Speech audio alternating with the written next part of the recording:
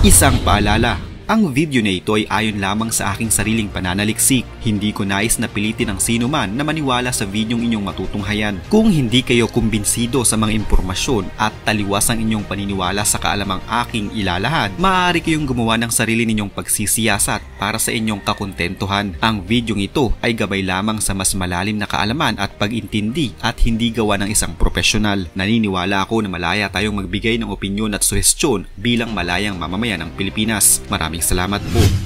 Sa mga nangyayaring kaguluhan ngayon sa mundo, marami ang nagsasabi ng World War III ay papalapit na, anumang oras ay maaari itong maganap. Marami na kasing mga senyales ang nangyayari tulad na lamang ng mga tensyon sa pagitan ng mga superpowers na mga bansa sa iba't ibang panig ng mundo. Tumataas din ang level ng pag-aagawa ng teritoryo na sangkot ang maraming maliliit na mga bansa. Maaaring simulan ng Iran ng World War III o maaari din naman ng North Korea. Parehong ang mga bansang ito ay handa pagdating sa pakikipaglaban. Subalit ang Iran at North Korea ay magiging maliit lamang ang papel kung mangyari man ang kinatatakutan ng lahat. Maaaring sa kanila magsisimula subalit masasangkot ang mas malalaking bansa at ang North Korea at Iran ay maging tuta lamang ng mga superpower countries. Kung pag-uusapan kasi ang World War III, mas magiging main player ang mga naglalakasan at naglalakihang bansa tulad na lamang ng Amerika, Russia, China at mga bansa sa Europa. Sa ngayon ang mga bansang ito ay sangkot na kahit papaano sa mga nagaganap na kaguluhan sa mundo na isang senyales na anumang oras ay maganap na ang ikatlong digmaang pangdaigdig. Kaya naman para sa video natin ngayon, aking kinalap ang 7 senyales na papalapit na ang World War III at ang mga senyales na ito ay kasalukuyan ang nangyayari. Una, ang kasalukuyang pagkubkob ng Russia sa Ukraine. Noong taong 2014, nasa 6,000 tropa ng Russia ang kumubkob sa Crimea at nakontrol nila ang mga gusali ng gobyerno, aliparan, mga base militar at maging communication center ng Crimea at ito ang naging unang senyales ng paparating ng World War III. Sa ngayon ay kontrolado na ng Russia ang Crimea at wala ng karapatan dito ang Ukraine. Ayon sa Russia, tinutulungan umano nila ang mga tao ng Crimea upang makalaya, subalit sa katunayan, maraming mga naganap na pang-torture, panggagahasa, pananamantala at pagpapahirap sa mga tao ng Crimea na kagagawa ng mga Russians at mga pro-Russian supporters.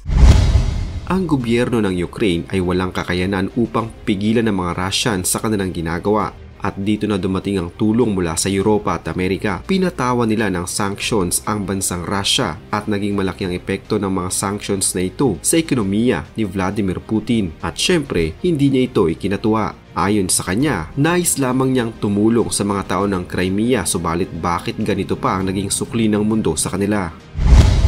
Dahil dito, 24 ng Pebrero taong 2022, sinalakay at sinimulang sakupin ng Russia ang Ukraine. Ito na ang pinakamalaking pagsugod na nangyari sa isang bansa sa Europa mula nang matapos ang World War II. Dahil sa pananakop na ito, maraming mga inosenteng buhay ang nadamay at mga ari-ariang nawasak. Hanggang sa ngayon ay patuloy pa rin ang kaguluhan sa pagitan ng dalawang bansa at marami na ring mga bansa ang nakikisama sa away na ito. Pangalawang senyales na paparating na ang World War III ay ang tila pagpapalawak ng alyansa ng Russia at nais gawing kakampi ang lahat halos ng mga bansa. Ang World War III ay hindi na lamang basta-basta mangyayari ng walang dahilan. Magsisimula ito sa mga maliliit lamang na issue hanggang sa pagmulan na ito ng malalaking problema. Isa na marahil sa maliit lamang na maging dahilan nito pero malaki ang magiging impact ay sa kung saan nga ba papanig o kanino kakampi ang mga bansa. Ang mga bansang malapit sa Russia at Ukraine ay nangangamba ngayon dahil sa tila pag-abante ng puwersa ni Vladimir Putin. Kung nagawa ng Russia na sakupin ang Crimea at lusubin ang Ukraine, hindi din malabo na kaya nitong sakupin ang mga bansang nakapalibot dito. Pero kakaunti lamang sa mga bansang naririto ang may kakayahang labanan o pigilan ng Russia at marami ang mapipilitan na makipag-alyansa na lang sa puwersa ni Putin. At kung mangyari man ito, ang mga bansang sumapi sa Russia na kaalyansa din ng mga bansang kalaban naman ng Russia ay makikialam na din at papasok na sa kaguluhan hanggang sa malawak na ang nasasakupan ng gulo. Pangatlo sa mga senyales ng papalapit na ang World War III ay sangkot pa rin ang bansang Russia na kung saan patuloy silang nagiging banta sa mundo subalit wala namang pumipigil sa kanila. Noong taong 2008, inatake ng Russia ang Georgia subalit kakaunting sanctions lamang ang ipinataw sa kanila. Wala kahit na isang bansa noon ang nagtangkang resbakan ng Russia sa ginawa nilang ito. At sa ngayon, muli na naman itong ginagawa ng Russia sa Ukraine at kahit ang UN, NATO at US ay walang ginagawa upang resbakan ng Russia at muli pinatawan lamang nila ang Russia ng iilang mga sanctions. Patuloy itong ginagawa ng Russia at tila walang kahit na anumang bansa ang nais na sila ay pigilan. Kaya naman sa hinaharap, maaaring sa ginagawang ito ng Russia ay kakayanin nilang atakihin ang buong mundo lalo pat nakikita nilang walang bansa ang pumapalag kahit paanong gawin nila. Pang-apat na senyales na paparating na ang World War III ay ang lumalalang tensyon sa South China Sea. Hindi naman siguro bago lalo na sa ating mga Pilipino ang tensyon na ngayon ay nangyayari sa West Philippine Sea. Nagpakita na ng mga senyales ng mas lalo pang tumatas na tensyon sa South China Sea sa pagitan pa rin ng Pilipinas at ng bansang China. Ito'y bunga pa rin ng hindi matapos-tapos na iringan at agawan ng teritoryo sa bahaging iyon ng karagatan. Hindi pa din natatapos ang China sa kanilang ginagawang tila pambubuli at marami na ang nakakapansin na mas nagiging agresibo sila sa kanilang mga ikinikilos habang dumaraan ang mga araw, buwan at taon. Bukod sa Pilipinas, marami ding mga bansa na nakapalibot sa South China Sea ang nagiging kalaban ng China pagdating sa agawan ng teritoryo. Kahit na mismong International Court of Arbitration na ang nagsabi na walang batayan ng 9-dash line na pinagpipilitan ng China, tila walang pakialam dito ang China at pinagpipilitan pa rin sa kung ano ang nakasaad sa kanilang pinanghahawakang mapa.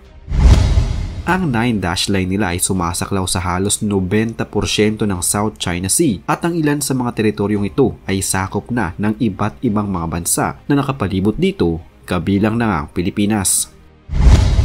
Pero bukod sa Pilipinas, ilan pa sa mga bansang kalaban ng China pagdating sa South China Sea ay ang Vietnam, Malaysia, Brunei, Taiwan at Laos.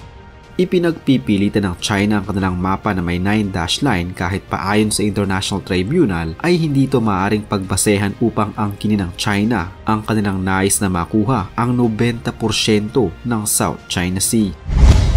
Subalit patuloy pa rin sa pagmamatigas ang China at handa nilang gawin ang lahat maisakatuparan lamang ang kanilang naisin. Kaya naman dahil dito, marami ang nagsasabi na ang 9-dash line ng China ay maaaring maging mitya ng kinatatakutan ng lahat, ang World War III, na kung saan magiging battleground ang South China Sea ng away sa pagitan ng China at mga bansang hindi nito kasundo. Dahil sa araw-araw ay palala na ng palala ang ginagawa ng China, may mga nagsasabing eksperto na papalapit na ang gyerang pag-uusapan ngayong taon at malaki ang posibilidad na mangyayari ito ngayong 2024. Panglima sa mga senyales na paparating na ang World War III ay ang away naman sa airspace sa pagitan ng China, Japan at South Korea. Inanunsyo ng China na mas palalawakin pa nila ang kanilang air defense zone sa pamamagitan ng pagkuha ng airspace mula sa airspace ng bansang Japan, South Korea at Taiwan. Tulad ng ginagawa ng Russia, tinitignan na din ng China kung may mga bansang itutulak sila sa kanilang nais na ito at hanggang sa ngayon ay puro patutsada lamang ang kanilang natatanggap at wala pang kahit na isang bansang nagtangkang harangin o resbakan sila sa kanilang ginagawa at plano. Inaangkin na ngayon ng China ang airspace sa taas ng Senkaku Island at nais ng alisan ng karapatan dito ang Japan sa bahaging iyon ng mapa. Rumesbak naman ang South Korea sa pamamagitan ng pagkuha naman nila ng ilang bahagi ng airspace mula sa airspace zone ng China. Kahit ang ating bansa ay hindi din naging ligtas sa pagkuha ng airspace ng China sa bahagi ng ating teritoryo at kung patuloy itong gagawin ng China ay tiyak na papasok na ang Estados Unidos upang saklolohan ng ating bansa at siguradong malaking gulo ang idudulot nito. Bilang karagdagan, ang Japan, China at South Korea ay naghahanda ng kanilang mga air defense systems at mga armas sa mga nakalipas na taon. Panibagong senyales na naman ito para sa mundo ng digmaang magaganap sa himpapawid. Pang-anim na senyales na papalapit na World War III ay ang nagaganap na kaguluhan sa pagitan naman ng Israel at ng Palestine na nagsimula noong Oktubre ng nakaraang taon. Ang salungatan ay nagmula sa halalan ng Islamist Political Party na Hamas noong 2005 at 2006 sa Gaza Strip at lumaki sa pagkakahati ng Palestinian Authority government sa Fatah government sa West Bank at ng Hamas government sa Gaza at sa sumunod na marahas na pagpapatalsik ng Fatah pagkatapos. Umaasa ang Gaza sa Israel para sa tubig, kuryente, telekomunikasyon at iba pang kagamitan nito. Nakuha ng Gaza Strip ang kasalukuyang mga hangganan sa hilaga at silangan sa pagtigil ng pakikipaglaban sa digmaan noong 1948 na kinumpirma ng kasunduan sa armistice ng Israel-Egypt noong 24 ng Pebrero 1949. Taong 2014, kinidnap at pinatay ng Hamas ang 3 kabataang Israeli sa West Bank na nagpasiklab sa Gaza War, kung saan ang mga pag-atake ng rocket at airstrike ay pumatay ng nasa 2,251 Palestinians at 73 Israelis. At ang pang-7 sa mga senyales ng papalapit na World War III ay ang patuloy na pangingialam ng bansang Amerika sa mga bansang sangkot sa kaguluhan. Ang Estados Unidos ay tinuturing na pinakamakapangyarihang bansa sa buong mundo mula sa ekonomiya, gobyerno hanggang sa kanilang mga armas. Sa tuwing magkakaroon ng sigalot ng kahit anong mga bansa sa mundo, laging nariyan ang Amerika upang umalalay, sumuporta at tumulong. Subalit sa mga bansang kaaway ang Estados Unidos at hindi ito kasundo, nakikita nilang banta ang Amerika sa kaguluhan. Sinisisi ng Iran ang Amerika na siyang dahilan umano ng paglala ng kaguluhan sa pagitan ng Palestine at Israel. Nagbanta pa ang Iran na kung hindi titigil ang Amerika sa pangingialam sa away sa pagitan ng Hamas at Israel ay madadamay sila sa kaguluhan. Isa din ang Amerika sa sumusuporta sa ating bansa pagdating naman sa pakikipagmatigasan natin sa China sa West Philippine Sea. Siyempre, hindi din ito nagustuhan ng China at sinabi pa ni Jinping na Amerika ang magiging dahilan ng pagpasok ng Pilipinas, China at iba pang mga bansa sa Southeast Asia sa isang digmaan. Sa away naman sa pagitan ng Ukraine at Russia, hindi din nais ni Vladimir Putin ang ginagawang pagtulong ng Estados Unidos sa Ukraine. Kung patuloy na mangingialam ang Amerika sa mga away sa pagitan ng iba-ibang mga bansa, siguradong magiging marami ang kanilang kalaban na sa hinaharap ay baka pagtulong-tulungan siya. Ilan lamang ang mga senyales na ito na kasalukuyan ang nangyayari na maaaring pagmulan ng World War III. Maaaring sa hinaharap ay magbago pa ang mga ito pero sana ang pagbabagong ito ay sa positibong paraan upang wala ng kahit anong klase pa ng kaguluhan na mangyari sa ating mundo.